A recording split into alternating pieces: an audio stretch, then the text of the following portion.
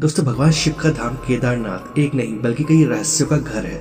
और भारत ही नहीं बल्कि दुनिया भर में केदारनाथ मंदिर को दुनिया के सबसे रहस्यमय मंदिरों में से एक माना जाता है।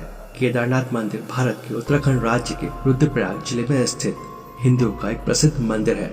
उत्तराखंड में हिमालय पर्वत की गोद में केदारनाथ मंदिर 12 ज्योतिर्लिंगों में शामिल होने के साथ 4 धाम और 5 केदार में से भी एक है। और इस मंदिर के बारे में बहुत ही प्रचलित मान्यता ये है कि जो कोई भी इस मंदिर में जाकर पूजा कर पाता है वो बहुत ही भाग्यशाली होता है। और ऐसा इसलिए क्योंकि इस मंदिर तक पहुंच पाना हर किसी की किस्मत में नहीं होता। लेकिन एक हैरान कर देने वाली बात तो ये है कि इस मंदिर को कब और किसने बनवाया इसके बारे में कोई भी ठीक से नहीं जानता है। हालांकि धर्म और शास्त्रों में लिखा गया है कि केदारनाथ मंदिर को पांडवों ने बनवाया था, लेकिन अभी तक इस बात का कोई सबूत नहीं मिला है कि इस मंदिर को पांडवों ने बनवाया था या फिर इसके पीछे कोई और ही रहस्य छिपा हुआ है। वैसे इस मंदिर का रहस्य यही खत्म नहीं होता है, क्योंकि जब आप इस मंदिर की बनावट को देखेंगे तो आप सोच में पड़ जाएंगे। क्योंकि केदारनाथ मंदिरों में जिन पत्थरों का इस्तेमाल किया गया है वो इतने सटीक और इंटरलॉकिंग तरीके से लगे हुए हैं कि देखकर इन्हें ऐसा लगता है जैसे इन्हें मॉडर्न इंजीनियरिंग के द्वारा बनाया गया हो। लेकिन ये तो पॉसिबल ही नहीं है, क्योंकि ये मंदिर आज से हजारों सालों पहले बन चुका है। और जाहिर सी बात है कि जब ये मंदिर बना होगा उस समय आज की जैसी मॉडर्न टेक्नोलॉजी तो होगी नहीं। और इसीलिए बिना किसी आधुनिक तकनीक के इस मंदिर को ऐसा बना पाना किसी चमत्कार से कम नहीं है। चाहे कैसा भी तूफान हो, बाढ़ हो या बवंडर, इस मंदिर को कुछ भी नहीं होता। जब 16 जून 2013 को इतनी बड़ी सुनामी और तूफान में पूरा उत्तराखंड बह गया, आज के जमाने की बड़ी बड़ी बिल्डिंगें पानी में ताश के पत्तों की तरह बह गई। लेकिन दोस्तों, केदारनाथ मंदिर को आज तक नहीं आई और पूरा का पूरा मंदिर वैसा का वैसे ही खड़ा था।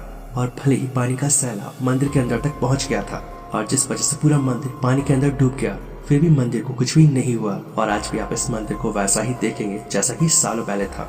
वैसे आप में से बहुत से लोग ये सोच रहे होंगे कि इसमें कौन सी बड़ी बात है, लेकिन थोड़ा रुकिए, आगे हम आपको जो बताने वाले हैं उसे सुनकर आप भी हैरान रह जाएंगे। क्योंकि जब यह तूफान आया तो हर तरफ पानी ही पानी दिखाई दे रहा था, क्योंकि उस समय बाढ़ की वजह से हर तरफ पानी ही पानी दिखाई दे रहा था और चारों तरफ तबाही का मंजर था। तो ऐसे में एक विशालकाय पत्थर पहाड़ों में से निकल कर आया और केदारनाथ मंदिर के ठीक पीछे आकर रुक गया। और इस पत्थर ने पानी के बहाव को 2 भागों में बांट दिया। यानी पानी की जो तेज धार मंदिर को तबाह करने के लिए आगे बढ़ रही थी, उसे इस विशालकाय पत्थर ने बहुत ही चमत्कारिक तरीके से 2 भागों में बांट दिया। और इसी वजह से ये मंदिर पूरी तरह से सुरक्षित रहा। तो ऐसे में एक बड़ा सवाल ये आता है कि जब लेटेस्ट टेक्नोलॉजी और मजबूत पत्थरों का इस्तेमाल करके बनाई गई बिल्डिंग्स इस पानी के बहाव को नहीं झेल सकी और पानी में ढह गई, तो भला केदारनाथ मंदिर क्यों नहीं डूब सकता था? अब आप चाहे से कुछ भी कहें, क्योंकि जब बड़ी बड़ी बिल्डिंग्स पानी में ढह रही थी तो एक विशालकाय पत्थर ने मंदिर को सुरक्षित रखने का काम किया। और इस घटना के बाद सच में लोगों को एहसास हुआ कि जिस केदारनाथ मंदिर की पूजा करने के लिए लोग मीलों से आते हैं वो वाकई में कितना चमत्कारिक और रहस्यमय मंदिर है। और शायद इसी वजह से केदारनाथ मंदिर को भारत के सबसे पवित्र और रहस्यमय मंदिरों में से एक माना जाता है।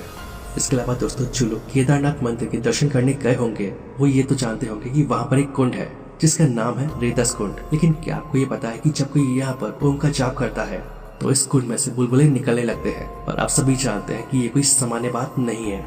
और शायद